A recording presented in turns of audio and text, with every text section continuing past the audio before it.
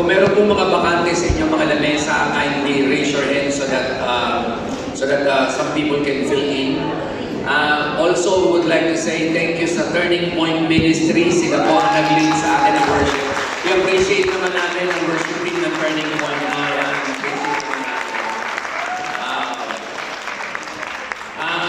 Months ago, tayo po ang nag-lead ng worship sa atin na yung Legacy Generation. Tama? Legacy Generation, nag-lead ng worship. Alam niyo po, marami po akong mini-mentor sa kung saan-saan lupalong ng mundo ng Pilipinas. At madalas po yan, ako po ay nagpupush talaga na tuwing ako po ay pumunta sa mga mini-mentoring, nakikita ko po na may ginagawa ang Diyos sa kanilang church. Maybe the Lord, isa po yung sa gift na binigay sa akin ni Lord is to really give an opportunity to churches. Kinikwento ko nga po sa mga taga-Turning Point, kinikwento ko rin sa mga taga-North Gate. By the way, we still have, may kasama pa po tayo from Coron, Palawan. Kasama po natin sila from Coron, Palawan. Meron po rin po tayong pinakamalayo from Sibol at Quehena at Ales. Okay, absent pa na sila ngayon, absent sila. Okay, and natutuwa po kami that whenever there's, I felt that God has been doing in a church o sa isang ministry, I really pushed them to say, bigyan ko ng platform, maybe God would like to use you sa maraming bagay. Kaya lahat ng sinisimula ng Diyos, simula pa lang yan. Amen. Pakisabi nga sa katabi mo, nagsimula na ang Diyos. Simula na ang Diyos. Sisimulan niya ulit ng bago. Sige. Simulan niya ulit ng bago. Praise God. So, announce lang po ako para mas mabilis na po tayo and as you are settling yourselves.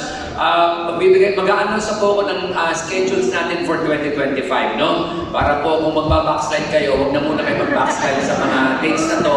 Kung mamamatay kayo, huwag muna kayo mamatay. Okay? So, ito po yung ating mga dates muna. Magiging dalawa po na uri na ang ating pong mentoring at equipping. Okay? Dalawang uri. Ano po itong dalawang uri? Alright? Ang isa pong type o isa pong kind ng ating mentoring will only be for pastors and wife only. Alright? Pastors and wife lang. Kung wala kang wife, maghanap ka ng iba. Then, joke lang. Anong yes? Yes naman to. Salbahe ka na. Okay? Patay ka sa asawa mamaya kung baging ka, nung bardaguling ka. Okay? Alright? Pero po kasi, ito po gagawin natin kasi, we've been growing so fast. I mean, we're growing. Kanina po, sabi ko, wala na kaming lamesa na ma-provide kasi naubos sa lahat ng lamesa namin. Dalawang bagay lang, may nag-uwi ng lamesa, ito yung mentoring namin. O nadadagdagan po tayo. Kanina nagpapahanap ako ng lamesa. Sabi ko, magrenta ka nga ng lamesa. Baka daw bubukas pa dumating. Kaya sabi ko, wag na lang. Sige, total, yung mga leaders naman, mga pastors na narito, mababait naman sana. So, hindi naman sila nagpa-backslide. So, ganito po, no? Gusto ko po kasi from big ay maging smaller. Kasi I would like to just touch and coach and mentor the pastor and the pastor's wife. Kasi yung kung ganitong mga malalaki na mentoring natin, may mga areas na hindi niyo po ibubukas. Ibig sabihin, hindi niyo po i-open. And I would like to just be a part of the answer sana kahit pa paano makapag-add ng konting value. Kaya po, naglagay po kami ng isang category, ito po ay for next year, no? Meron pong a-attend lang ng pang-pastor and pastor's wife. Alone, ha? Paano po, pastor, kung wala po akong asawa? Kung hindi available ang asawa ko, di umattend ka. Okay? Tapos, pwede kang magdala ng isang key leader mo. Make it sure hindi mo siya magiging jowa. Sama? Baka sabi niyo, pastor, ikaw nagmanda na. Okay? Alright, ito pong schedule for pastors and wives only for next year. Pakimark po yan, Thursday po yan. Kung kayo po ay single na pastor or pastora, you can attend. Okay, kasi po, this is exclusively for pastors. May isa rin po ang dahilan kung bakit po gumawa ako ng schedule for pastors only. Gusto ko po kasi din ibalik na ang mga pastor, mapakain ko ng masarap na masarap. Hindi lang po ng turo, kundi po literal na pagkain. Natatandaan ko, I think it was many years ago, Pastor Vic, I think, di ba, yung ibang mga kasama ko sila, Pastor Fred, nung kukunti pa lang kami, mga 20 pa lang yata, 30 po. Talagang mga pagkain, yung literally lumalabas sa tenga mo yung manok. So, ngayon pumipila ka pa lang, wala ka ng pagkain.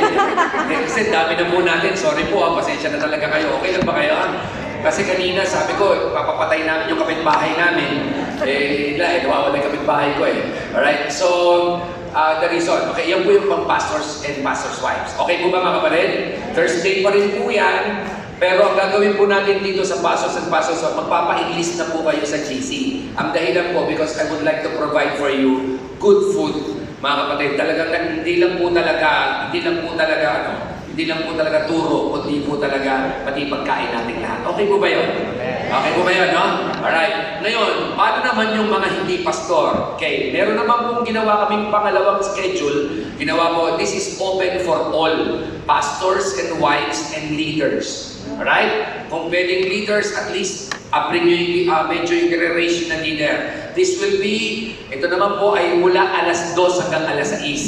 Pero ang schedules nyo ay ito po siya, March 27, July 24, November 30. Wala na po tayong table niyan.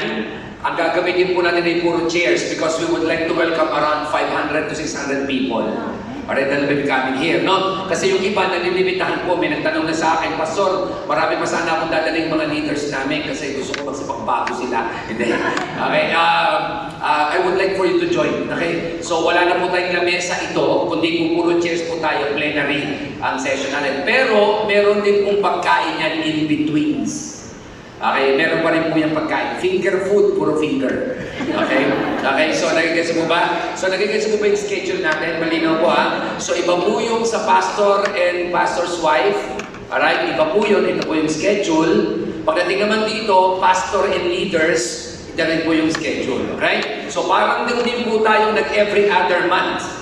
Ang dahilan nga lang po, magkakaiba siya. Okay lang po ba kayo mga kapatid? Okay ba kayo? Kasi laliman na po natin. Kasi marami na pong gagawin ng Diyos sobra. There's a thrill in my heart that God is, kung mas maraming ginawa si Lord noong nakaraang mga taon, itong 2025, this is something special. I don't know what it is. I just feel in my spirit that God is about to do something greater, not only greater, but a mighty, powerful breakthrough sa family mo, sa finances mo, sa ministry mo, sa relationship mo. Pakisabi nga sa katabi mo, mangyayari sa atin yan. Alright. So today, pag-usapan po natin, there will be dalawang part po tayo, mga alas 2 po yan, 2:30, magmimerienda na po ulit tayo again. Alright? So, kagaya ng sinasabi ko po sa inyo, ang battle cry natin, hindi baling walang matutunan basta busog. Yun lang tayo, ha? Yun lang importante sa atin. Okay? So, let's go now to our topic for our mentoring today. So, let's talk about think strong, lead long. Okay? Think strong, lead long. There's been a lot of scandals happened this past year or months. Okay? Kung nabalitaan nyo po, sunod-sunod siguro ng mga nakakaraang mga taon at mga buwan, especially this month or this year, marami po mga pastor at mga leaders ang nagbabagsakan. At nagugulat ako na yung mga nagbabagsakan, hindi naman ito mga amateur na mga leaders at mga pastors, kundi ito po ay mga veterano, magagaling. And to be honest, isang ang Pilipino na kilala natin, di ba? Na naging controversial sa body of Christ, naging very effective sa radio ministry. At hindi ko na po babangkitan, alam niyo na po ang sinasabi ko, na nagkaroon po ng marami. Okay? At hindi lang yun, maraming pastors nagkaroon ng mental breakdown. Maraming mga pastors ay na-burn out. The question is, why? Tayo naman mga pastor, mga kapatid, napapagod din naman tayo. No? Amen. May pastor ba rito hindi napapagod? Pag-pray mo nga ako.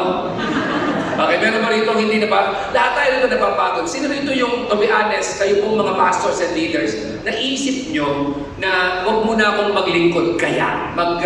Hindi muna kaya ako muna magpastor, huwag muna kaya akong mag-church, huwag muna kaya akong mag-ministry. Naisip nyo lang, hindi ko naman sinabing ginawa mo na. Alam ko, mamaya mo gagawin, pero naisip nyo, yung bang, to be honest, ito, come on, raise up your hand, no? Raise up your hand, no? Diba, lahat tayo nakaisip minsan, na, diba, tayo mga pastors, minsan naisip mo, mag-preach pa ba ako sa Sunday? You know, parang, yung mga worship leader dito, worship team, diba, naisip nyo ba to, Lord, ano pa ba gagawin namin? And God has a design for us to serve God and lead long. Kailangan natin maintindihan yun. We must understand this. After this, I hope and I pray, maging liberating sa ating to at revelation sa ito. Are you ready? I said, are you ready? Okay, alright. Sabi ni Dr. Miles Monroe, isa sa paborito kong author and speaker. Sabi niya that the greatest tragedy in life is not death, but a life without purpose. And that's true. Totoo po yan. That the greatest tragedy in life, hindi yung mamatay ka, kundi yung mamatay na hindi mo nakita ang purpose mo. And sad to say, maraming mga born-again believers nawawala sa ministry. Ang dahilan, hindi dahil nasaktan sila sa ministry, kung hindi na-discover kung ano purpose nila. Kasi kaya nakakapagod ang ministry kasi hindi mo alam kung para doon ka ba o hindi. Kaya nga I always telling this, sa mga pastors na nandito, tinawag ba talaga kayo magpastor? Kasi kung hindi ka tinawag magpastor, tinawag ka mag-teacher, then get out from pastoring ministry. From pastoral ministry. Kung tinawag ka ni Lord mag-teacher at hindi maging evangelist, kung tinawag ka ni Lord maging evangelist, then stay there. Pag hindi mo kasi kinalawan yun, mapapagod ka. Okay? Kasi bakit? Kasi tragedy yan sa buhay mo. Hindi mo maintindihan kung ano purpose. Kaya yung iba, nangungopia na lang ng nangungopia. By the way, yung pangungopia, hindi masama yan. Pero kung palagi ka na lang nangungopia, hindi mo alam ang purpose mo. Ay, walang kausap. Ay, guess man yung mga kapatid? Diba? Tanungin mo nga yung katabi mo, alam mo ba ang purpose mo? Ano ba ang purpose mo? Ako may tanong ako sa inyo, alam nyo ba ang pinapagawa sa inyo ng Diyos for 2025? O maging strategic planning pa lang kayo, tsaka nyo pa lang malalaman? Hindi, dapat bago pa dumating yon, alam nyo na kung anong pinapagawa ng Diyos sa inyo. Walang kausap. Kasi pag hindi nyo alam kung anong pinapagawa ng Diyos sa ministry nyo, mga kapatid, ang tendency nyo, mangungopia ka na naman. Yung ano kaya ang ginagawa nila Pastor Reggie? Ano kaya ang ginagawa ng CCM? Uy, maganda rin yun na. Paglaruan kayo natin sa isip natin, nangopia ka na naman. Hindi mo alam ang purpose nyo. Kaya mapapagod ka. Kaya yung iba, anong ginagawa ng iba? Isa sa sign ng mahilig mangopia, tanong niyo sa'yo kung ano? Attend ng lahat ng conferences. Sorry hindi ko sinasabing applicable ito para sa lahat. Pero sinasabi ko, bakit maraming iba attend ng maraming conferences? Ang dahilan, kasi they are finding ideas after ideas. Hindi masama, pero eto siya. Kapag alam mo pinapagawa ng Diyos sa'yo, ang mga ideas na magiginig mo ay confirmation lang ng unang ibinigay sa'yo ng Diyos. Are you with me? Kaya dapat alam mo yon. Meron po kami na mentor somewhere in the West, sa Nueva Ecija. Alam niyo po mga kapatid, tuwing makikita ko sila, lagi silang may conference. Yung association nila may conference, yung provincial may conference, yung denomination nila may conference. Sabi ko sa mga pastor, hindi ba kayo napapagod? Hindi ba kayo napapagod? Bakit? Kasi sabi niya, okay naman, marami kami natutunan. Pero tanong ko sa inyo, nagagamit mo ba lahat? Kasi ito lang, pagka kinuha mo siya lahat, baka wala ka na magamit. Walang kausap. Amen? So, if sabi ni Miles Monroe, without purpose is your greatest tragedy in life is not death. Pero ito, dagdagan ko, ito sa akin na to, ha? Okay? Meron naman kong napansin that the greatest blessing in life, tanisay ko ano? Lakas! Ito ang greatest blessings natin. Ito siya, that life is seasonal. Patamo lang ng amen sa akin. Sabi niyo, Pastor, anong ibig sabihin nun? Paano naging greatest blessing ang buhay that life is seasonal? Tayo sa'yo bakit? Lakas! Hirap na kumakain masyado. Tayo sa'yo bakit? Ibig sabihin, mga kapatid, nothing is permanent. Ibig sabihin, kung nahirapan kayo itong taon na to, hindi yan permanent. Next year, mas marami pang gagawin ng Diyos. Kung mahirap ka, hindi yan permanent. Kung maliit ang church nyo, hindi yan permanent. Kung baon kayo, hindi yan permanent.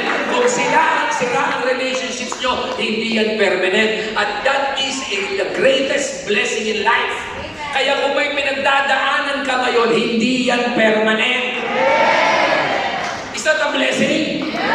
Kaya ito siya, kaya nga merong hope, kaya merong faith. Bakit? Kasi kung may pinagdadaanan ng simbahan mo ngayon, isipin mo na lang to, ilagay mo lang sa spirit mo, this is not permanent. Next year, iba na ang gagawin ng Diyos. Next year, may iba na ang gagawin ng Diyos. Next years, may iba na ang gagawin ng Diyos. Nothing is permanent except God and His promise. Kaya tinan mo yung mga katabi mo, laki pa ng pag-asa niyan.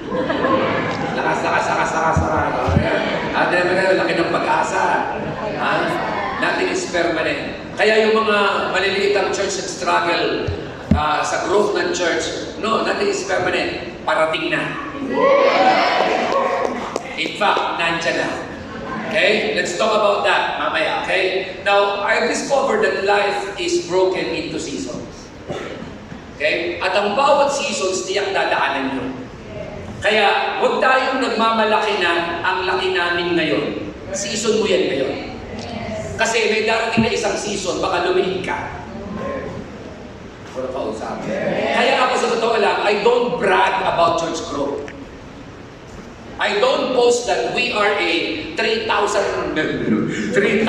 church. We have, alam nyo kung bakit? I don't, kasi season yan. Baka hindi mo kayang panindigan yan. Kasi kung maliit ka ngayon, may season din yan. Ang susunod dyan, papalaki. Or mas lalong lumiit. So everything changes. And that is a greatest blessing. Sa kaya kung ikaw ay mahirap ngayon, there is always hope. There is always faith. There is always something that can happen. Kasi season lang to. Pag sinabing season, everyone say season. Season. Pag kayo ay nasa summer season, hindi naman ninyo pinamimigay ang pangginaw niyo.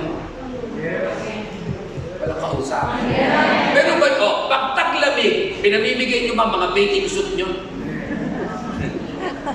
Pinamimigay niyo ba yung pang swimming? Di ba? Anong ginagawa niyo? Tinatapon niyo na. Tama? Dinadagdagan niyo na lang. Di ba? Kanya lang parating ng summer, mataba ka na, hindi mo na magamit. Okay? Di ba? Tinatago mo na lang. Bakit? Because you're hoping na merong darating na summer season. So, eto siya. Kung ikaw ngayon ay may season, mga kapatid, na parang dry season, this is not the time itapon mo ang ministry mo. Hindi. Maraming iba ganito siya. Nahirapan ako, kaya huwag na mag-ministry. Tinapon mo. Ako madalas ito sinasabi kahit sa mga leaders namin, huwag kang umalis sa ministry. Mag-leave ka lang. Anong kaibahan ng Tagalog tsaka English lang yun? Ano ibig sabihin ito siya? Huwag mong bitawan ng ministry. Siguro mag-sabbatical ka ng konti. Medyo mag-ano ka lang. Mag-furlough ka lang ng konti. Pero huwag mong bitawan. Bakit? Kasi baka pag umayos ka namang hinayang ka sa iniwanan mo. Sabi sa katabi mo, huwag ka munang backslide. Kasama mo sa table, huwag mong bibitawan ng ministry mo. Bibitawan ng ministry.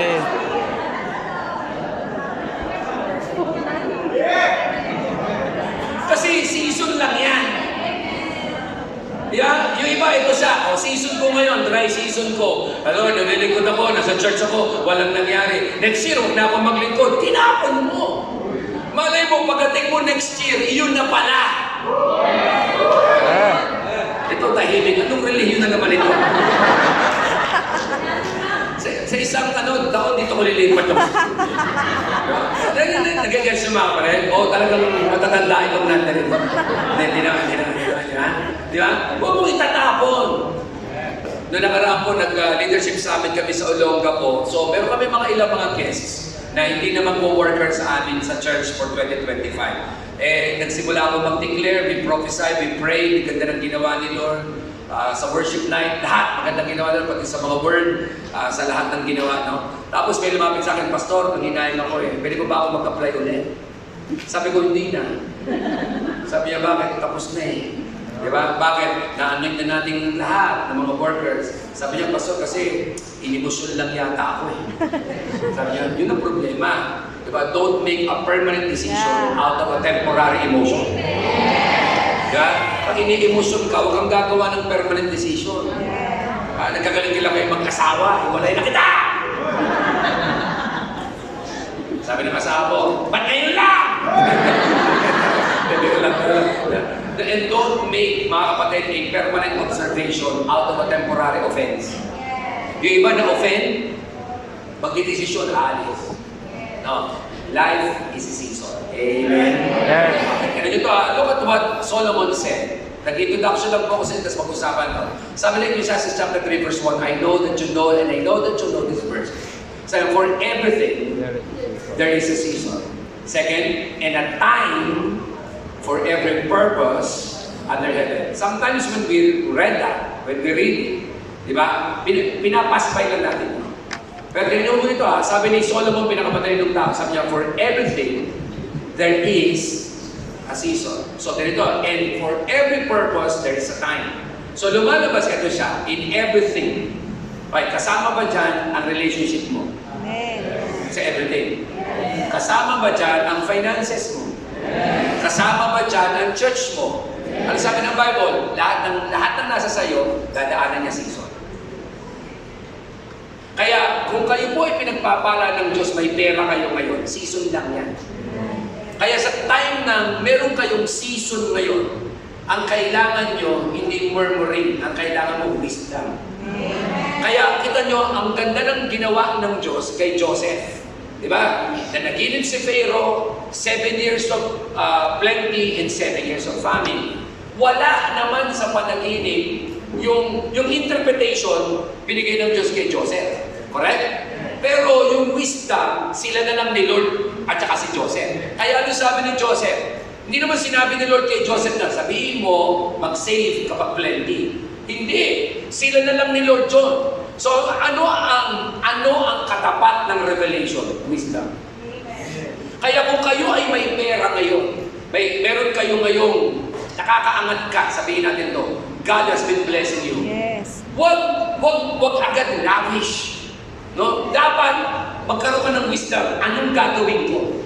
Dahil ang kasunod nito, another season. Amen. Hindi mo alam, ang kasunod nito, baka marami kang gagasusin.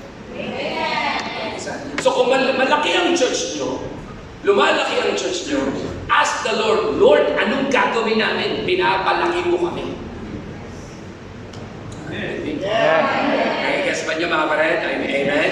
Okay, ganyan ba ito ha? So in everything, may season. At ang sabi ni Solomon, lahat ng purpose, may time.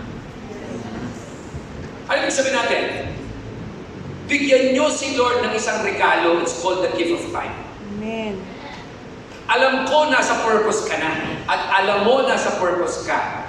Kanya lang hindi mo mabigyan ng oras ang Diyos para i-fulfill niya yung purpose. Kasi minsan alam mo na yung purpose mo, pero sino naniniwala at naranasan din ito, nakakainip ma-fulfill ang purpose. Alam mo, yayaman ka, pero bata mo ngayon, hindi pa. Sino rito ang naniniwala kayo mga pastor, talagang may galing tayong mga pastor? Pagaling kumain, pagaling makasabi. Di ba, ito, sino rito sabi, mga pastor, may galing, tama? Naranasan nyo na ba ito? Ganito siya, Lord, magaling naman ako mag-preach. Magaling naman kami sa ganito. Lord, di ba dito pa lang kami? Give God the gift of time. Nakuha mo na yung purpose, pero bigyan mo ng oras ang Diyos.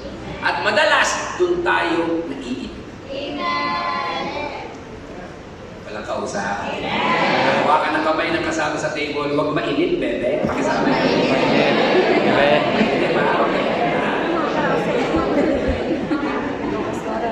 Kaya ba?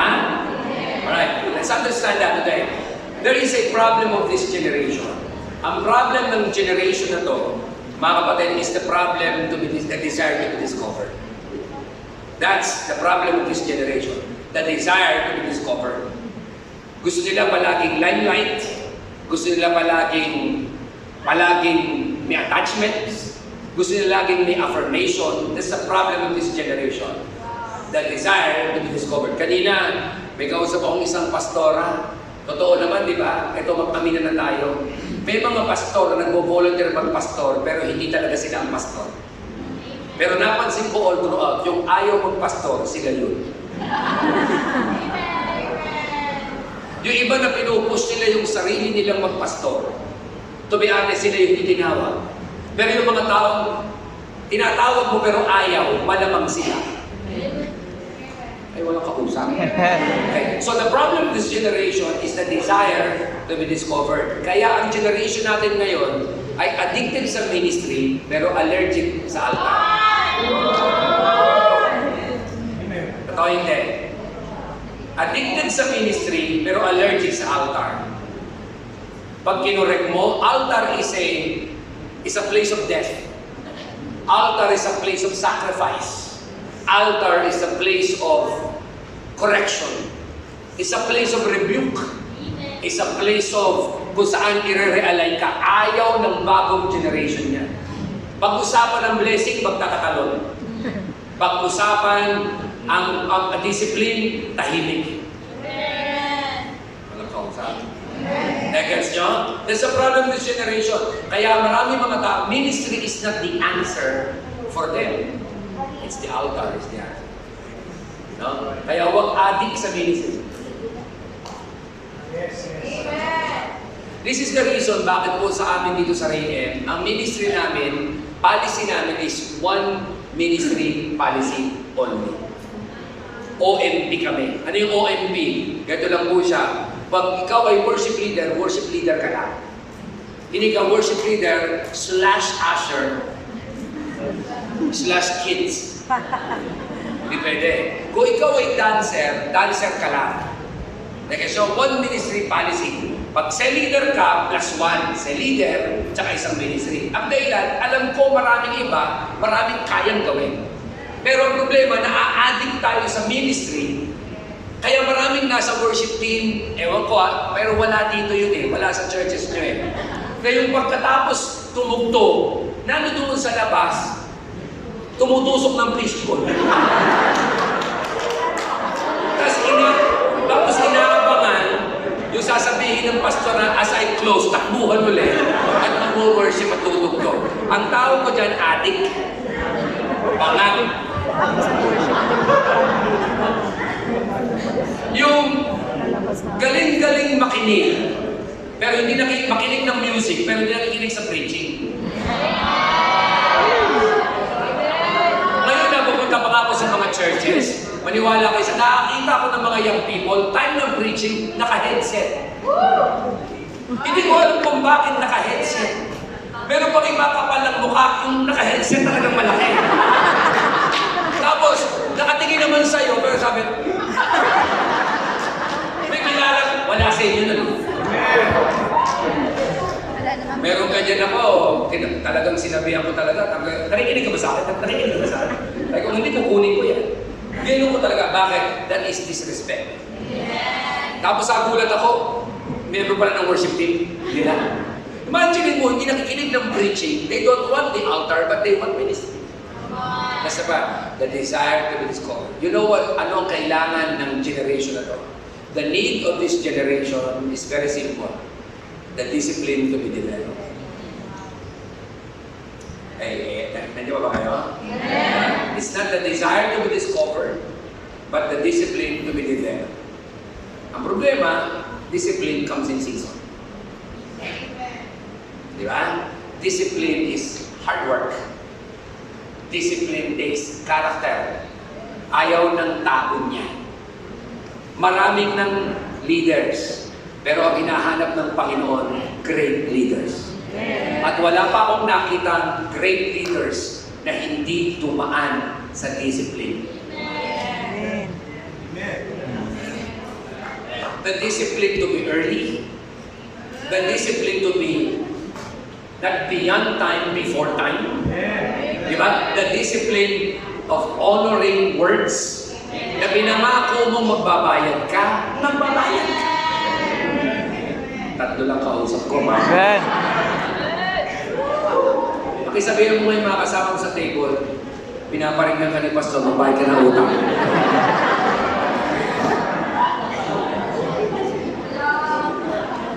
Bayad na. That's what we need.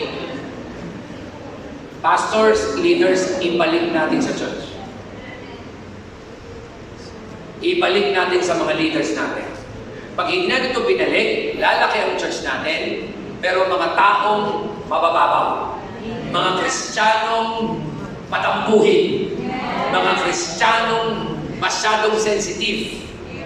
Huwag ninyong mamadaliin na ma-involve ang isang tao sa ministry.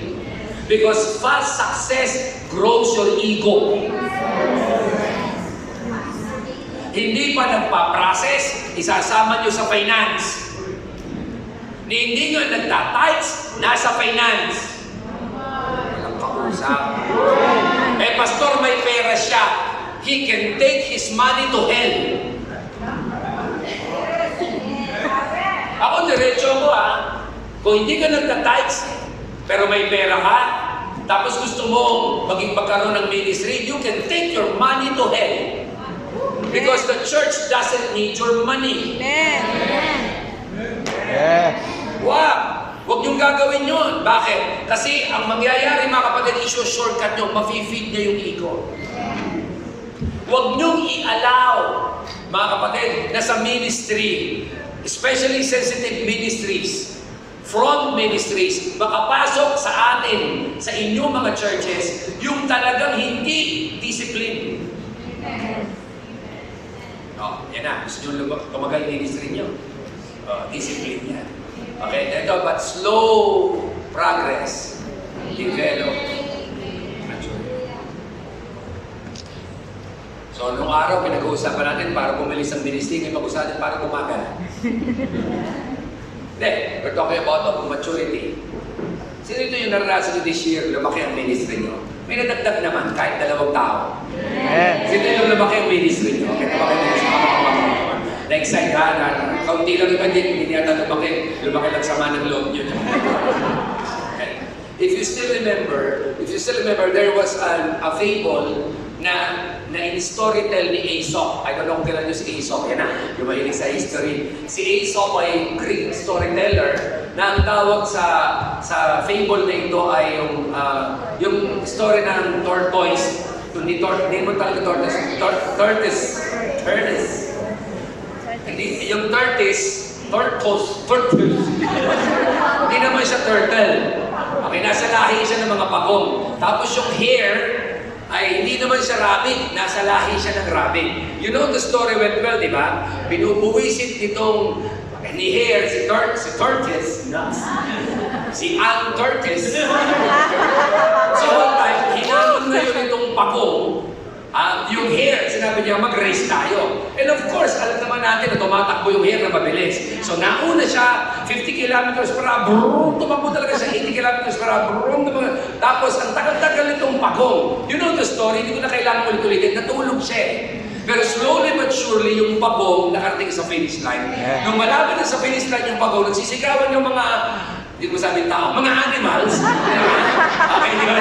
Sabi ko sana tao, animals na. Okay, nadinig na yun ng hare. So, tumakbo ulit siya ngayon, bumalat siya, kanya lang, too late, nanalo na yung pagong. Now, question. That's a child story, pero may katotohanan yun. Yeah. Bigyan ko kayo ng isa. Noong 1777, tayo nang tinawag ako.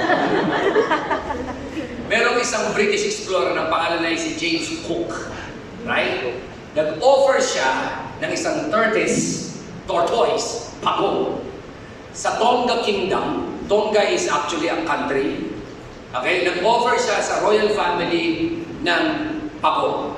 At alam nyo, ang naging ritual nila, generation after generation, pinapasa yung pagong. 1777, that same na pagong o tortoise, mga kapatid, namatay noong 1965. From 1777 to 1965. But did you know na ang hare, itong parang rabbit na to, can only live 3 to 5 years? Hindi kaya sikreto yon ng mahabang buhay yung babaga? Sorry sa hindi mabago. Hindi nagmamadali. Amen. Pakisabi nga sa katabi mo nagmamadali. Naka-schedule ka na. Nagmamadali ko lagi ito talaga ito. Nagmamadali sa bilisan niyo naman nila ito. Hindi ko sinasabing bagalan nyo. Kundi yun talaga ang pace ng pagong. Hindi niya kailangan maging rabbit, hindi niya kailangan maging horse. Dinesign siya ng Diyos. Alam niya yung purpose niya, yun siya. Kaya siya nagtagal. Yung hare, ang purpose niya, mag-jump most probably, tumakbo na mabilis, pero hindi makipag-competition. Hindi yun ang trabaho niya. Kaya maraming mga pastors, hindi tumatagal sa ministry, nagmamadali. Si Joseph, nung binigyan ng Diyos ng dream, nagmadali siyang ikwento. Pag may revelation ka, huwag kang nagmamadaling ikwento. Pag meron ka kang natutunan kay Lord, huwag kang nagmamadaling, naku, excited na ako Sunday, i-share ko na agad. Hindi muna. Lutuin mo muna.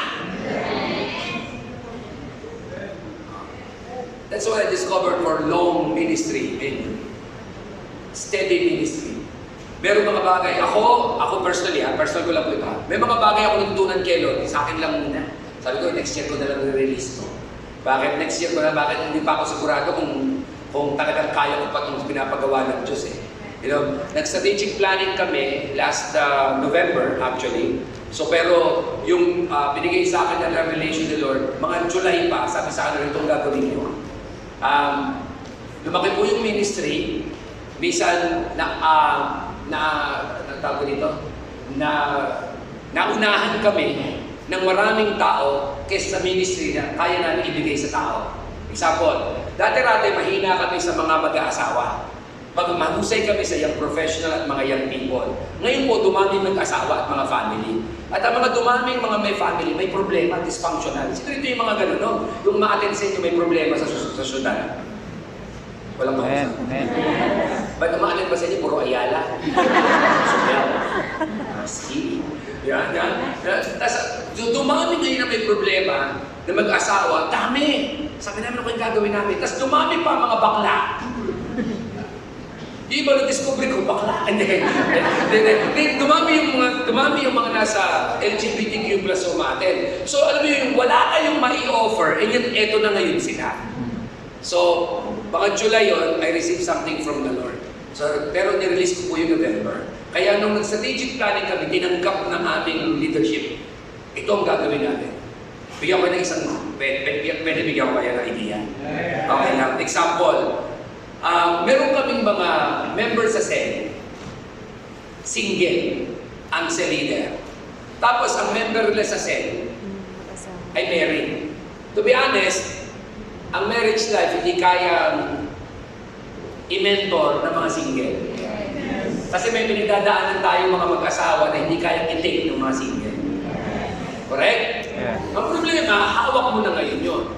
Now, ang naging issue namin, tanggalin namin ng lahat ng mga married at ibigay namin sa mga married as a leader. Ang reklamo naman ng mga single, ako ang nagpagod. Ako ang nag-disciple. Tapos tatanggalin mo lang. So anong solusyon mo? Of course, anong tanggalin? Sasaktan mo sila eh. So what we did was, ito ginawa namin, we will form marriage counselors. Yun ang ginawa namin. So ginawa namin po ay ganito, gagawin namin for next year. Gagawa kami ng couples day.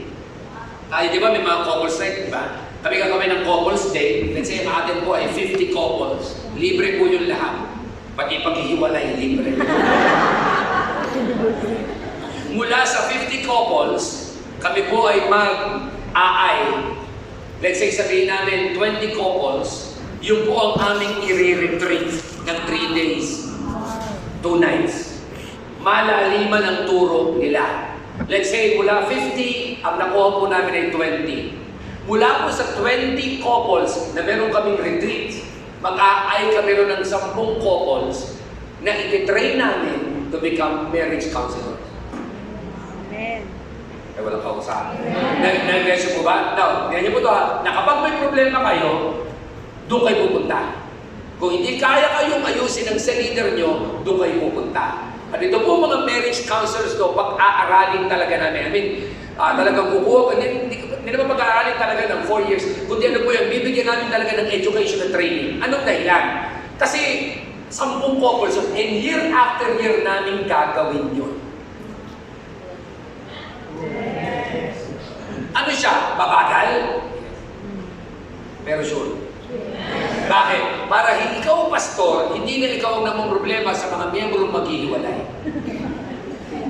Sino rito yung mga pastor? Maghihiwalay na mag-asawa mong miyembro at leader, ikaw pa tinatawagan. Parang ikaw ang may sala at dahilan. Kaya sila maghihiwalay. Pastor, kasalanan mo ito. Nakita natin, you cannot stay long in the ministry kung wala kang gagawin. Kung wala kang wisdom. Amen. Hindi ako pakinig sa halimbawa. Meron kaming campus ministry dati. Tapos napansin namin, ang campus ministry namin, parang humina ng humina. Lalo pumunta ka sa BSU, ang daming campus ministry dyan. Alam nyo, nagkaroon kami ng idea and revelation kay Lord. Tanisay ko ano? Sabi namin, sa halip na pumasok tayo sa maraming campus, gawin natin mag-adapt tayo, umampong tayo ng campus. So ang ginawa namin na ito po, nakakita kami ng isang campus dito, within the Malolos area. At ito pong campus na ito, alam niyo po kung ano? Nagpapa-scholar. Ang trabaho nila, magpaaral. Itong campus na to. Meron silang supporter sa ibang bansa. Problema, wala silang lugar. No, meron lang silang rooms, pero office, wala silang lugar. Rentahan nila itong lugar namin, nagkausap na. Gagawa kami ng X-deal. Tanisay ko anong X-deal? Nasabi ko, lock in tayo. 2 years, magagamit yung buong building na to. Meron kayong parenting, meron kayong event, may graduation kayo, gagamitin yung libre, lahat o libre, pati yung mga room sa baba. Gagawin pa namin student center yung baba, libre internet, libre printing ng mga estudyante nyo. Sa isang kondisyon, sabi ko, lahat ng scholars nyo, kami magme-mentor. Lahat ng parents nyo, kami magse-seminar. Sa loob ng 2 taon. Mabagal siya, pero sure.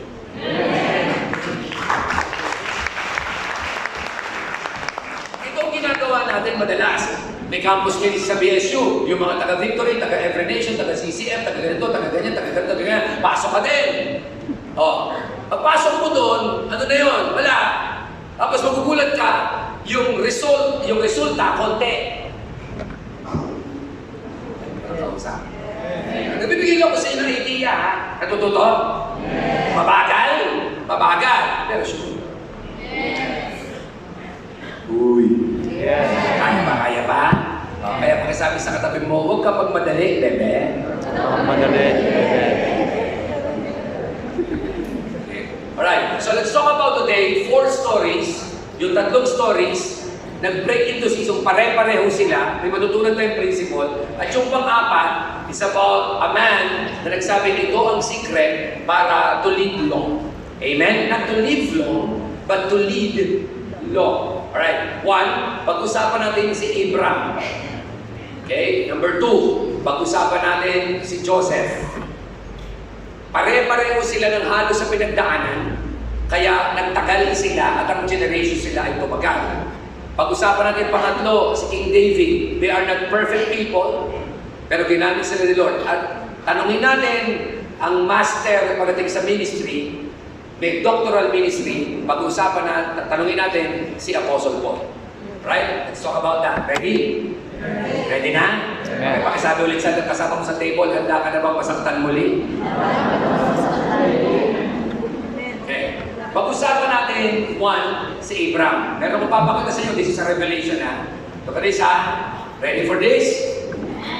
Now, sabi ng Genesis chapter 21 verse 1 to 2, then I'll jump to another verse. Sabi niya, the Lord visited Sarah as He had said. And the Lord did to Sarah as He had promised. Tingnan niyo po yung dalawang importanteng salita. Actually, 3 yan. Yung pangatlo, nasa next verse. The Lord visited Sarah as He has said. And the Lord did to Sarah as He had promised. I have discovered what He said is a fulfillment of what He promised. You understand? Amen. Hindi ko lang to. Pag may sinabi sa inyo ang Diyos, look at the verse. The Lord will visit His word as He promised. Amen. May sinabi sa inyo ang Diyos many years ago. May sinabi sa inyo si Lord itong taon na ito. Gusto kong sabihin sa iyo ang good news. Dadalawin ng Diyos yung pinangako niya na yan. Kita nyo as He said, as He promised. Look at this. And Sarah conceived and bore Abraham a son in his old age. Let's note, ito yung pangatlong word, keyword. At the time of which God has spoken to him. Tatlong salita. As He said, as He promised, at the time. Season niya. May pinangako siya. May sinabi siya. Sabi niya, pinanganak si Isaac, tama? At old age, at the time, look at this, of which God has spoken to him. Kailan? Years before. So si Lord, ito pala. Pag pinangako niya sa'yo, sa kanya, tapos na yun. Fulfilled na yun. Sa tingin mo, hindi. Kasi meron kasing purpose, time. At doon tayo naiinip, doon sa time. You understand? Ito, this is Genesis chapter 21. Sino naniniwala na bago mag-Genesis chapter 21 ay Genesis chapter 20 muna? Lalim na revelation na. Ito sa Genesis chapter 20, may nangyari bago ito naganap. Ito, remember the story, yung pinagkanulo ni Abraham yung asawa niya. At ang sabi niya, hindi ko siya asawa. Sister ko siya. Sino ito yung mga asawang babae, ganunin ka ng asawa mong lalaki? Yung pinakilala ka sa crowd, kapatid ko.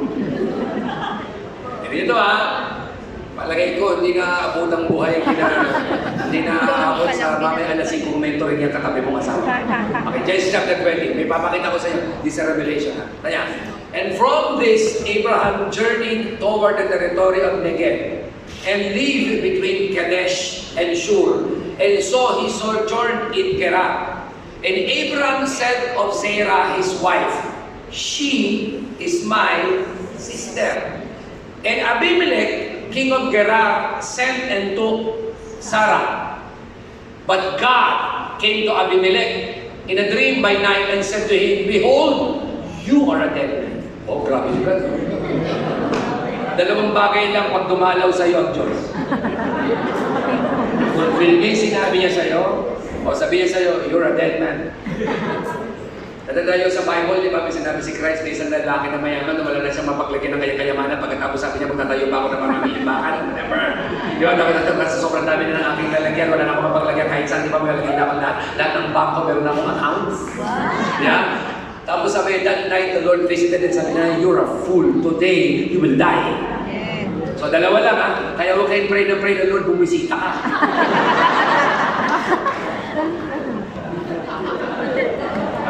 Huwag pray na Lord, bisitahin mo ang church, Pag bumisita si Lord, may mamamatay, for sure. At meron din mabubuhay. So, sabi ni Lord kay Abimelech, behold, you are a dead man, because of the woman whom you've taken, for she is a man's wife. Unfair ba kay Abimelech? Uy, wala ako. Ikaw na yung niloko, ikaw pa yung mamamatay. Walang kausap, di ba? Ganito ano ba yun? You're a dead man kasi kumuha ka. Ito sabi niya, now Abimelech had not approached her, hindi niya sinabi kay Sarah. So he said, Lord, will you kill an innocent people? Did he not himself say to me, she is my sister? Sabi ni Abraham, kapatid ko siya And she herself said, he is my brother. In the integrity of my heart and the innocence of my hands, I have done this. Lord, wala akong alam.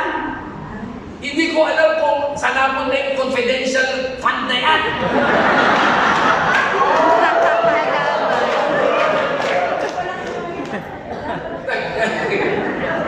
Hindi naman yan talaga alam Hindi ko alam, Lord Sino ba yan si Mary Grace Piato? Okay? Hindi ko alam Totoo naman, di ba? Sabi niya, then God said to him in a dream, yes, I know that you have done this in the integrity of your heart. And it was I who kept you from sinning against me. Therefore, I did not let you touch her.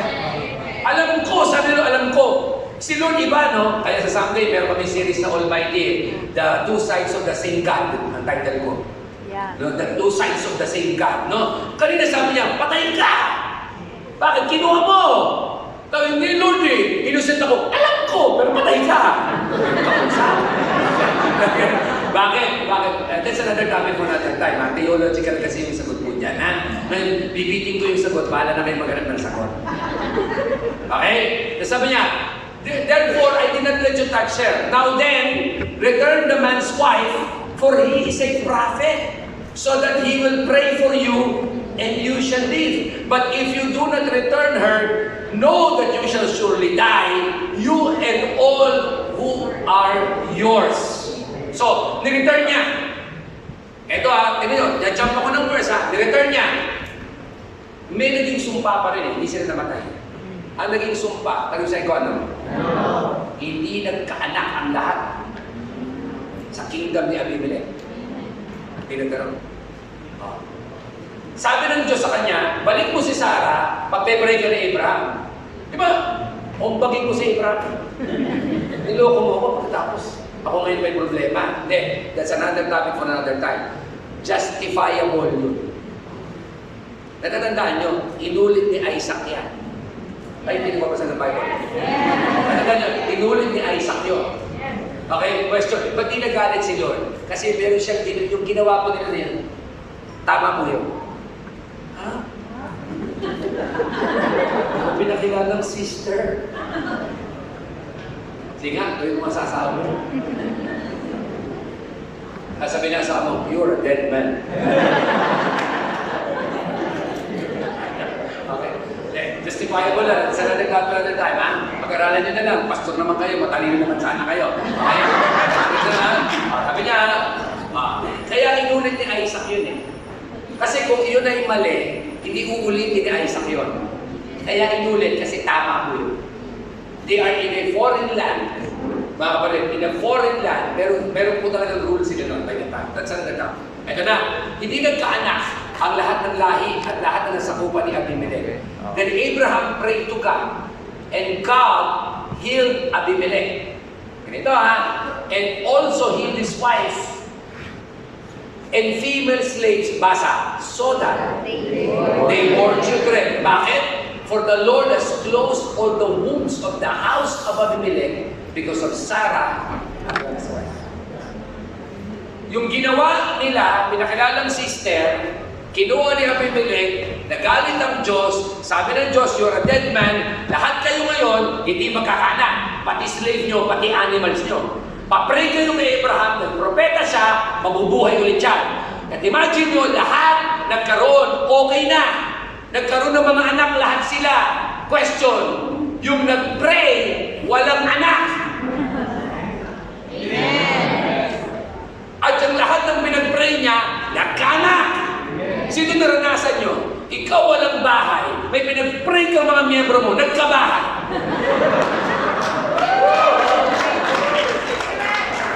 Ang dami nagpapadedicate sa inyo sa sakyan, ikaw wala. Diba? Come on. Totoo hindi. Ang daming, yung nag-struggle ka na wala ka, pero lahat ng pinag-pray mo, yung struggle mo, nagkaroon sila. That's how miracle works. That's how season works. Ano tinuturo dito sa story ni Abraham? Gawin mo lang yung mga bagay na wala ka. Dahil yung mga bagay na wala ka, yun ang inihahanda ng Diyos na magkaroon ka. Kaya hindi tayo napapagod. May problema kayong mag-asawa, ngunit ang daming lumalapit sa inyo, may problema rin mag-asawa.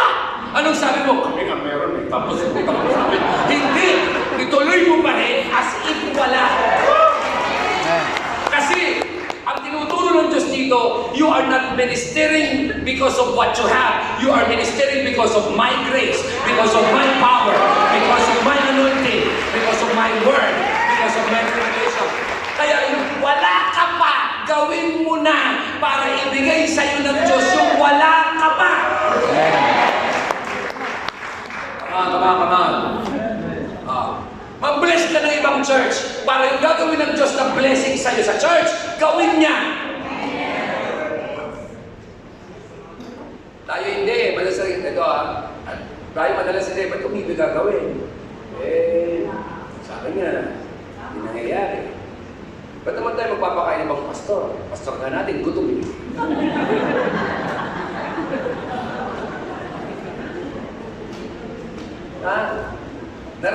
ba yan? Wala kayong anak.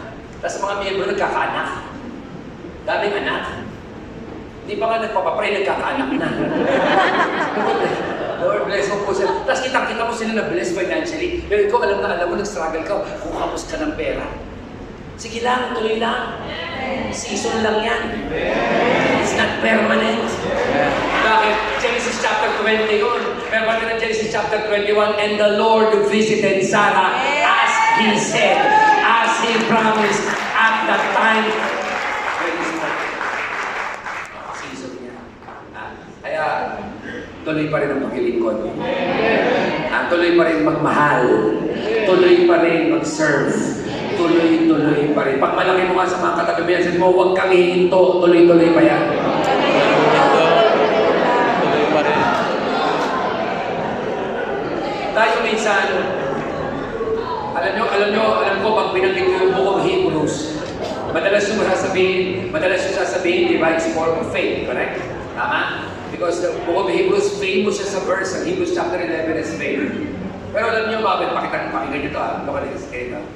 Kaya ng verse, it's not faith alone that moves mountain. Yes, Jesus Christ said, if you have a faith of a mustard seed, you can move mountain. Tama? Tama yun. Pero hindi lang yun ang verse na nagsasabi about moving mountains. Hindi lang. Hebrews chapter 11, Book of Hebrews is also telling about faith. In fact, mas detail pa nga about faith sa Book of Hebrews. May papakita ko sa inyo isang verse, baka hindi nyo nakita. Okay lang? Kasi hindi ka nagbabasa sa Bible, kaya hindi mo nakikita eh. Mga TikTok. Ice cream, yummy. Hebrews chapter 6. For God is not unjust, so as to overlook your work. Wow, this is good. And the love that you have shown for His name in serving the saints. Sabi ng Panginoon, ang Diyos ay hindi walang hiya or unjust na i-overlook niya ang lahat ng ginawa. At sa pagmamahal na pinakita mo daw sa paglilingkod sa kanyang mga anak. God is not unjust. Sabi niya, so that, talong ko sa verse 12, so that you may not be sluggish, but imitators of those, look, through faith and patience, inherit. Amen. Don't stop, faith lang. Sabi ng author ng Hebrews, sino naka-inherit ng promise? May faith and patience. Uy, wala kausap. Amen. Diba? Kasi ang gusto ng faith, madali, mabilis. Ano gusto ng patience? Matibay. Malakas. Kasi madaling makarating doon. Ang tanong, buo ka pa ba pag nakarating ka doon? Kaya maraming mga scandals. Kaya maraming mga pagbagsak. Anong dahilan? Nagmamadali tayong lumaki. Nagmamadali tayong yumaman. Nagmamadali tayong maglagay ng mga tao sa posisyon. Nagmamadali tayong mag-appoint ng pastor. Nagmamadali tayong maglagay ng mga leaders. No. Faith. Oo, may nakikita ka sa kanya. But you need patience to develop the person. You need process. Is that an amen? Amen. Let me give you my first thought today. Before God will do a great work through you, He will do a great work in you. That's the first one. Before God will do a greater work through you, He will do a great work in you. Yun ang una niyang gagawin. By the way, mamaya may question and answer tayo ha, bago tayo matapos itong first session. Pag may tanong tayo ha. Before God will do, meron muna siyang inaayos. Kaya kung meron pang meron pang hindi nangyayari, ibig sabihin may inaayos pa siya. Kung kapag merong mga bagay na hindi pa nakakarating, may inaayos pa siya. Kapag may mga bagay na hindi nyo pa nakukuha, may inaayos pa siya. At ang inaayos niya malamang hindi sila, ikaw. Kaya pag malaki mo sa mga katabi mo, sabi sa kanya, may inaayos pa sa akin ng Diyos. Pagpasensyahan ko na muna ako. Sabi mo, pagpasensyahan ko na muna. So pag nakakita kayo ng mga tao na parang leader nyo na pero dispalinghado, magpasensya mo na may naayos pa si Lord. May mga tao ba kayo na tagal-tagal nyo tinuturuan pero ganyan pa din, okay lang, have the patience. I know you have the faith. May nakikita ka sa Kanya, pero have the patience. Bakit? May inaayos pa sa Kanya si Lord. Yung nakita mo kayo na hindi nag-worship, nakikain lang, huwag kang mag-alala, may inaayos pa si Lord. Amen. Kaya nga madalas paulit-ulit yung problema natin eh. Bakit? Kasi may inaayos pa. Pakita nyo ha? Ito, mga pastors ha, mga leaders. Tuloy ha. Wala kang kotse, mag-dedicate ka ng mga kotse. Wala kayong anak, mag-dedicate ka ng mga anak. Wala kang asawa, magkasal ka!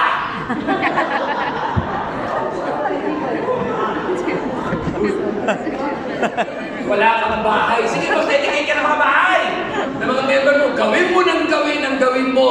Because at that time, as He said, as He promised, God will visit you. Amen. That's one chapter away. Genesis 20, 21. That's one chapter away. Pero yung time talaga nun, that's around 70 years. Pero naganap. Amen. Amen. Second, kaya ba? Are you learning so far? Okay, number 2, let's talk about Joseph. Right? Si Joseph has seasons. Hindi na ko na babanggitin yung verses after verses kasi alam ko, pastor naman kayo at mga leader. At naka3 milyong beses niyang pinreach yan. Pero sa totoo lang, pag pinag-uusapan ng season, mas gusto kong talakayin si Joseph. Yeah. Kasi ang season niya, 7 eh. Yes. 7 seasons yan eh. Grabe, ang bago siya nakarating wherein God is that Joseph is a blessing to others. Ang dami niyang pinagdaanan. Right? Pero hindi ko dadaanan yung season na yun. Dadaanan natin yung damit niya. Okay? May 4 na robes na sinuot si Joseph para ma-fulfill ang destiny niya. 4. Okay? 4 na robes, 4 na damit. Okay? Number 1 is the father's robe. Natatandaan nyo, di ba sabi ng Bible, may favor sa kanya si Jacob. So pinagpagawan siya ng color-coded coat. Coat, diba? It's a colored coat. May nagkiklaim na yan pag LGBTQ+. Kita mo na, si Joseph bading talaga. Mga tao na to, walang magawa. Okay? Pero sa totoo lang, pinaburan siya. And God's favor, ito happy ako na revelation ha. Kapag may ginagawa ang Diyos na magaganda, sunod-sunod, ano ang purpose niya? Ano sa'yo ko ano? It's not just blessing you, but purging your pride. Doon ko nakita, kapag magandang ginagawa ng Diyos sa church, sobrang ganda ng ginagawa ng Diyos, tinatanggal na yung pride. Tinitingnan niya kung yung gagawin niya sa'yo, ipagyayabang mo o ipaglilingkod mo. Kasi ito ang nangyayari sa madami, sa atin. Kasama na ako ha. Kapag may ginagawa ang Diyos, post dito, Jump Back Sunday. Full house. Pero pag hikulang ang tao, hindi mag-post. Amen.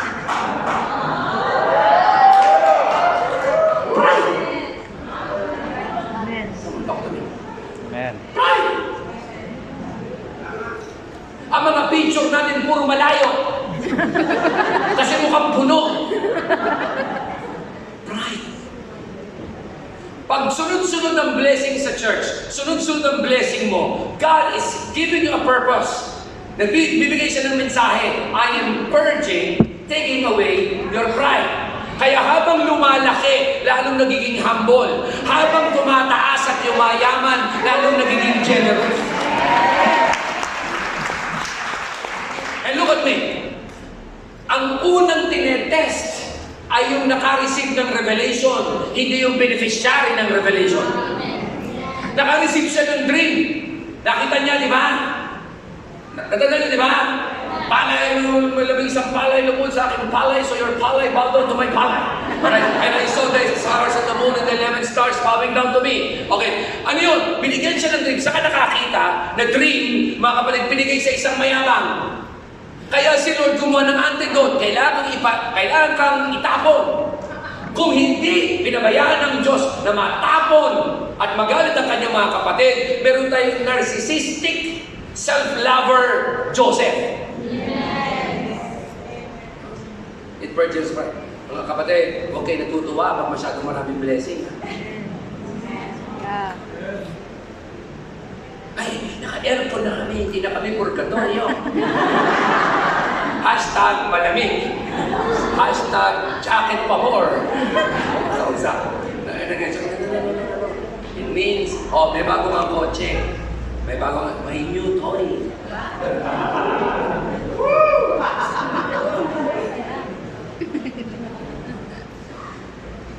Virgin. Amen.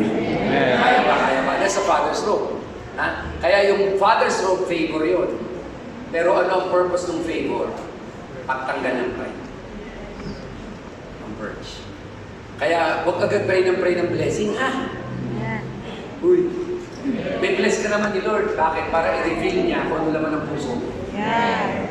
May nung nakaraang summit, may nagsabi sa akin, sabi sa akin, Pastor Reggie, gagayahin ko po kayo. Sabi niya, ano po gagayahin mo? Paglaki ko. Ako hindi na lumaki, wala na kayo.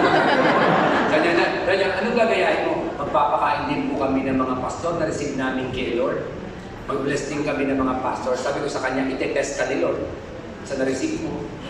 Ang unang tinetest ni Lord ay yung naka-receive ng revelation. Hindi yung nag-benefit, hindi beneficiaries ng revelation. Kaya pag may na-receive ka, ikaw unang tinetest. Naranasan mo ba ito? Nag-worship kayo, sabi ni Lord, bigay mo yung cellphone mo. No!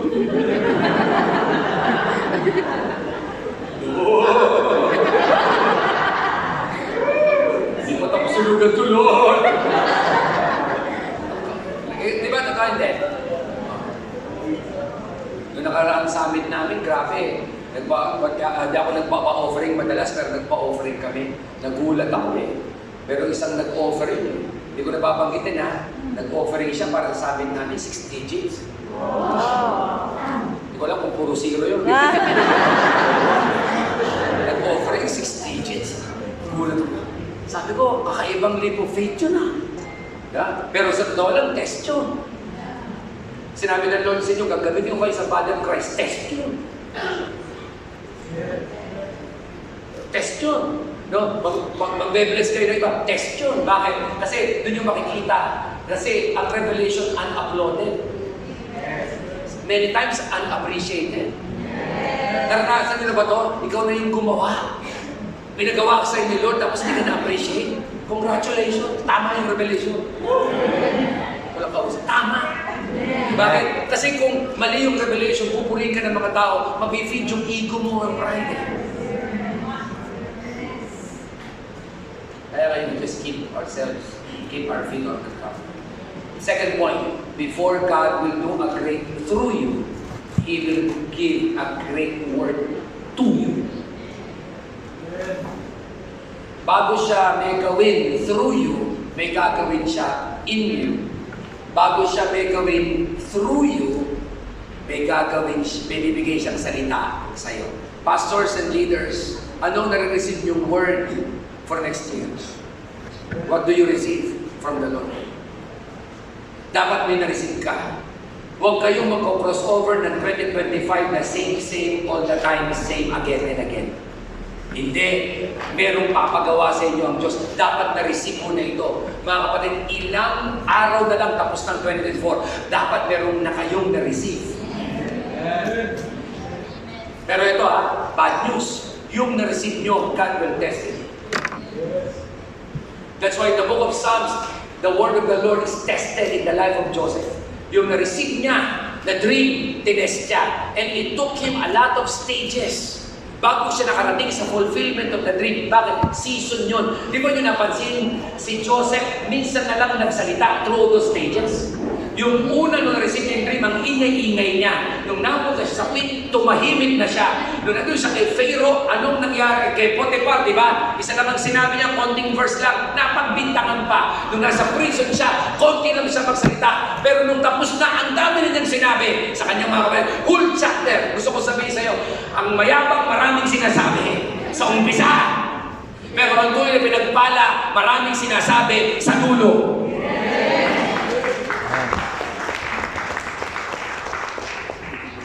believe God is just preparing testimonies after testimonies after testimonies. And God is making a lot of stories in your life. In your seasons, in your life. Mangyayari po yan. Marami kang kwento. At naghahanda ang Diyos ng mga kwento sa iyo. The first one is the Father's robe. It purges pride. The second robe na kanyang wear is the servant's robe. Ano ang purpose ng servant's robe? It purges laziness and lust. If you remember, nanonood siya, na kay Potiphar na siya, correct? Uy. Na kay Potiphar na siya, nagustuhan pa siya ng asawa ni Potiphar, araw-araw, inaakit siya. Nagluluto siya, lumalabas sa microwave. Naglalabas siya, lumalabas sa washing machine. Tinutokso siya. Pero when you are in the time of serving, God is purging your laziness. Yung iba magsaserve, tapos tamad pa din. Wala akong kausap. Gustong maging leader ng church, pero yung time hindi maibigay, tamad pa rin. Ang service, ang paglingkod kay Lord, pangtanggal ng katamaran. Bakit? Mas madaling umattend lang at umuwi. Mas madali na mag-consume lang ng magandang preaching at masarap na worship. Pero saka magtataka ka, kayo ang nauna, kayo ang nahuling umuwi. Di ba? Kasi totoo lang na pagod kayo ng araw ng linggo, pero worth it. Sino naranasan niyo yun? Pagod kayo ng araw ng linggo, pero ang lakas-lakas mo pa ng Lunes. Samantalang yung hindi nagpagod ng linggo, pagod ng Lunes. Naranasan niyo ba ito? Yung hindi nagpagod ng linggo, gigising ng umaga ng Lunes, Lunes na naman. Samantalang tayo, pagod ka na kahapon ng Sunday, pero malakas ka pa rin ng Monday. Kasi nga, ang pinatay ng Diyos, katamaran. Ang pinatay ng Diyos ng linggo, yung last. When you serve, dalawang bagay, walang bumabagsak ng dahil sa ministry, pero marami bumabagsak habang nagbi-ministry. Pero sa totoo lang, ang paglingkod kay Lord, it prevents you from committing lust or giving to lust. Bakit? Alam mo kasi, may ministry ka, kaya it prevents you to commit more sin. Kaya kita nyo yung mga umaten sa church, wala, gagawin nila, nung atin lang natin, gagawin nila ang gusto nilang gawin. Pastor, may kilala kami, naglilingkod kay Lord, luklukan ng sinungaling. Mabuti nga sinungaling na naglilingkod. Kesa sinungaling na hindi naglilingkod. Paano kayo? Pag tinatanong kayo, galing ka pa naman sa church? Kaya nga ganyan ang ugali mo, galing ka pa naman sa church. Kaya nga ako galing sa church, ito ugali ko Kausap. Binabanatang ka, born again ka pa naman, din ang ugali mo. Kaya nga Kaya nga ako born again, dito ugali ko Dahil binabago ko ng Diyos. Yung paglilingkod, pinapatay nito yung last. Bakit? Pag wala ka sa paglilingkod, lahat pwede mong gawin. Walang magbabantay sa'yo. Pero pag nagsiserve ka, may nagbabantay sa'yo.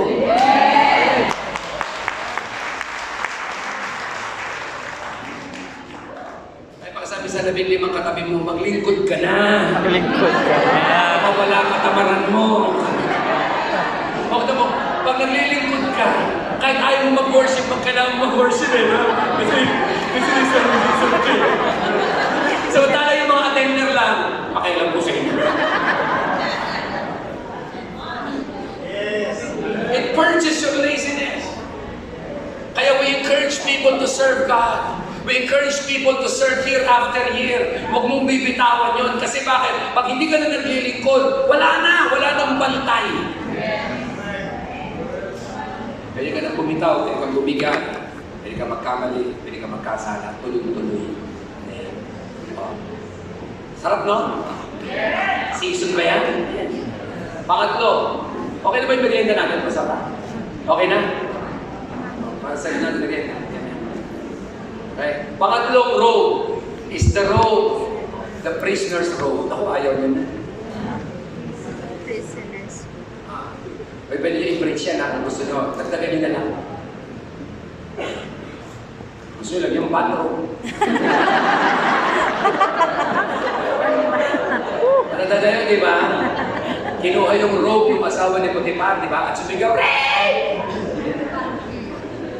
Antay-Pausi! Yan. Tapos nakulong siya na pagbintangan. Remember that time? Di ba? Meron dalawang na naginip. Kasama niya sa prison. Alam nyo to, isang butler. Ano po yung butler? Simple lang. Nakatikim muna bago tikiman ng hari. Kaya kung may mamamatay, yun munang butler. Oh. Yan. Diba? Mga pastor gusto mo ng ganun. Nakatikim muna ng magkain. Para pa may na-empacho siya muna. Yan. Tapos may isang baker. Na naginip sila, nagtatalo sila. Remember the story? Sabi kayo ni Joseph, anong pinagtatalunan nyo? Ay, wala kasi, naginip kami. Di ba tiga? Paano nangyari? Yung baker, meron ng ibon sa taas. Ganun. Anong sabi nga ito? No, mapufulfill yan. Ito ang dahilan niya. Ito ang interpretation niya.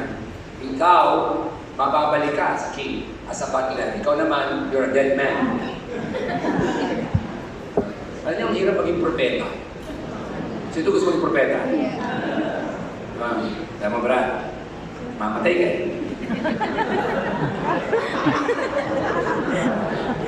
Di ba hindi ako naiintindihan? Ako po ay mayroong gift sa prophetic. Madalas po yan. Kaya po minsan, pakinggan nyo lang po ako minsan lang. Pag sinabi ko sa inyo, hindi ka pastor, maniwala ka. Uy, walang kausap. Kasi may mga iba ako na papakitaan, hindi ka tinawag niyo pastor. Ay, rebuke siya, pastor. Rebuke siya. Tinawag ko nilol, pastor. Kasi nga, pagkas speaking of prophetic, wala kami pakialam kung mali o tama yan sa'yo. Basta malaga nag-sip ko yun kay Lord. So, sabi, you're a dead man. Totoo nangyari, di ba? Imagine nyo si Joseph, attracted pa rin siya sa dream. Na yung dream na yun, nagtulak sa kanya para siya makarating doon. Correct? Dito. Ano ang pinag-purge niya? Tapos anong sabi ngayon? Anong sabi ngayon ni Joseph? Pag na-fulfill yan, lahanin nyo lang ako. To make the long story short, nakalimutan. Correct? Yes. So anong pinag-purge yung prisoner's robe? It purges. Ayaw mo na. Hindi ko alam kung how long, kung gaano katagal yung patience niya. Nakalimutan siguro. Naalala lang naman nung butler, nung nag-dream na si Pharaoh. Correct? Yes. Hindi ko alam kung nasaan ka na. Baka nandyan ka pa. Sige lang. Patience pa more. Pray pa more. Interpret dreams pa more. Patience. Wala kang anak, pero pray ka ng pray, sila nagkakaanak. Sige lang. And then something happened. A shift suddenly happened. Na naginip si Pharaoh. You know the story? Na-interpret niya. Pero bago niya i-interpret, may binanggit dun eh. Pinag-ahit siya. Pinatawag siya, correct? From prison, pinatawag siya, haharap siya sa king. So anong ginawa? Tinanggalan ng bigote. Ano ba? Ginupitan. Nilagyan ng robe. Pang-apat na robe. That robe became the ruler's robe. Gusto na maraming tao dito makarating. Dominion, hindi. Dadaan ka muna sa father's robe, the servant's robe. Dadaan ka muna sa prisoner's robe bago makarating sa ruler's robe. Pero dito mga kapatid, even ruler na siya. Even na-bless na siya. Even meron ng affirmation sa kanya. Even though siya na talaga ang parang Pharaoh at governor during the time, may pinapurge pa rin sa kanya. Tayo sa'yo ko ano? So, it purges unforgiveness. Mga kapatid niya. Kasi pwede pala yung successful ka, pero may meter ka pa rin. Pwede ba yan? Yes. Pwede, di ba? Pwede. Bakit? Kaya may mga yumayaman nagiging successful, revenge lang naman ang motivation. Diba? Ay, gagawin nila, pababayaan ka na, makarating ka doon.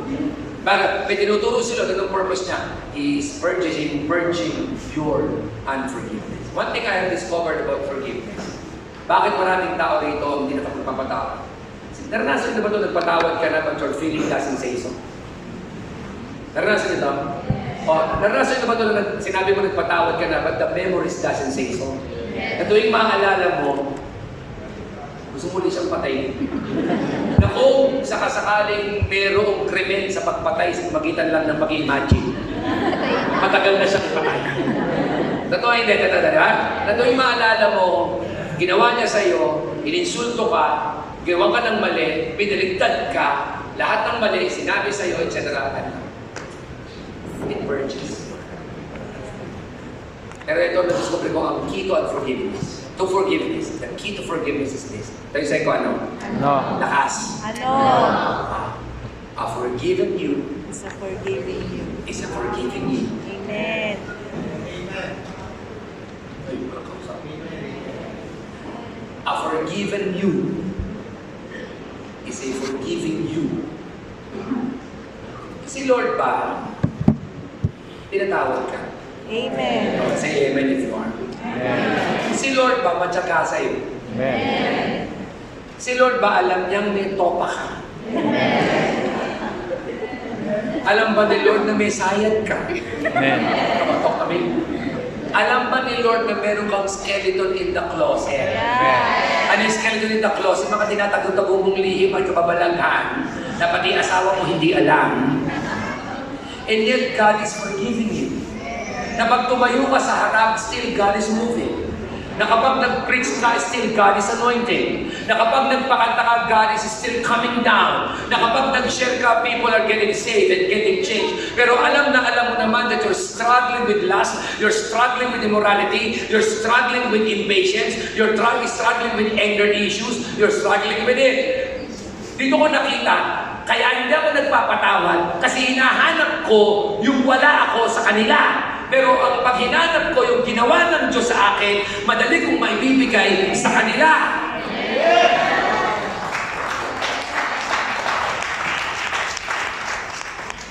Parang ganito lang siya. Kung ikaw ay nakadiskubre ka ng gamot sa cancer, na kapag ininom na ng twice a day, sa loob ng 5 araw gagaling ang cancer, pagmamalaki mo ba yun? Amen. Babalita mo ba yun? Ikaw, ibabalita mo ba yun? Of course. Bakit? Abag gamot sa cancer, totoo siya. Gamot sa cancer, pamamalita mo yun. Bakit? Nagpapagaling ng cancer eh. Itong tanong, ikaw naka-receive ka ng salvation. Gamot, papunta sa impyerno, hindi papunta sa impyerno, kundi papunta sa langit. Ba't hindi mo ma-share?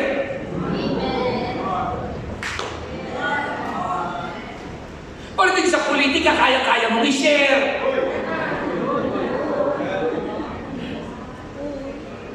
Pagdating kay Lord, hindi mo ma-share. Hindi kaya hindi mo ma-share kasi hindi mo naman talaga naranasan. Amen. Oh, halimbawa, si Rachel, may cancer, stage 10.12. Tapos yung katabi niya, nakadiscover ng gamot ng isang pharmaceutical, binigay sa kanya, twice a day, gumaling siya in 2 weeks. Gumaling talaga, from stage 10, naging stage 0. Tanong ko, ano gagawin ni Rachel? Pamamalita ba niya? Yes. Ipamalita ba? Ipopost ba niya? Of course, sabi niya, naranasan ko, gumaling ako, gawin niyo rin. Bakit maraming tao nakaranas ng forgiveness and yet hindi niya maibigay? Nakaranas ng salvation yet hindi niya ma-share? Hindi kaya talagang hindi mo naranasan? Yeah. Walang kausap. Kasi kung naranasan mo ang pagbabago ng Diyos sa'yo, madali mo lang naman ikwento yan. Hindi mo kailangan ng Romans Road, hindi mo kailangan ng one verse evangelism. Kwento mo lang, may kwenta na.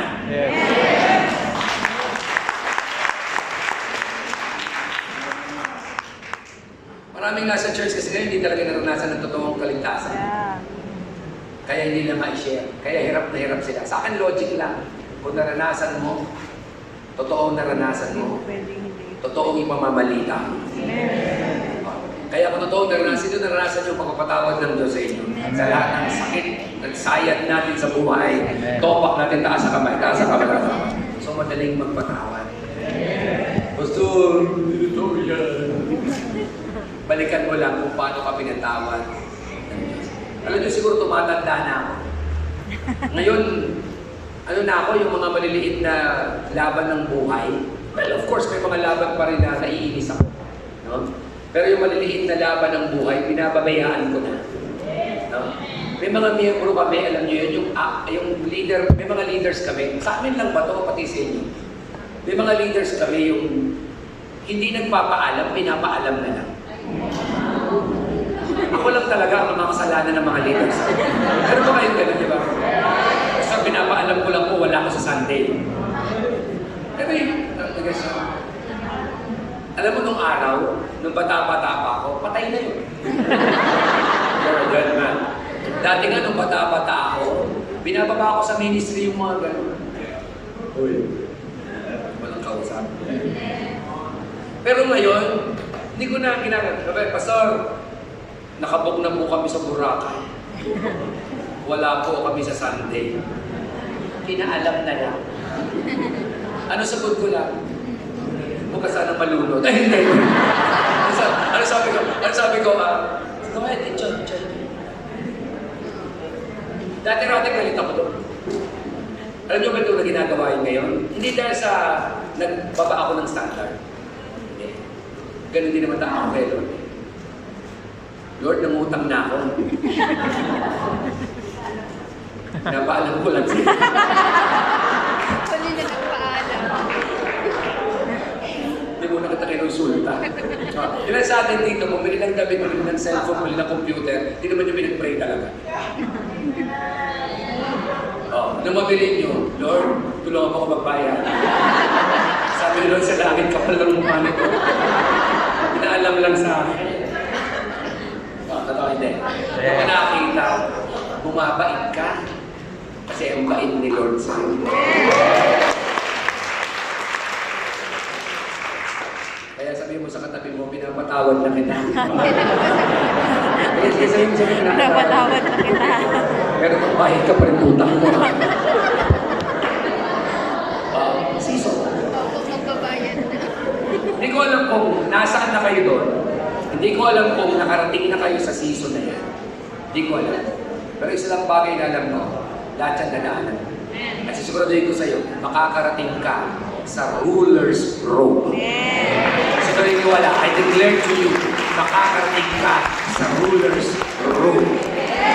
Just keep on praying, keep on fighting, keep on hoping, keep on serving. Nakakarating ka doon. Serve God with purity. Serve God with rejoicing. Serve God with gladness of heart. Nakakarating.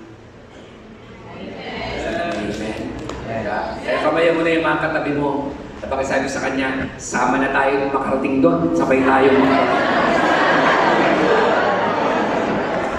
We're going to have about 30 minutes break. Okay na tayo? Pero po tayo, nandiyan na po merienda habang mainit pa. I don't know what it is.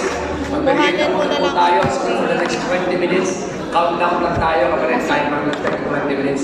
Thank you so much, guys.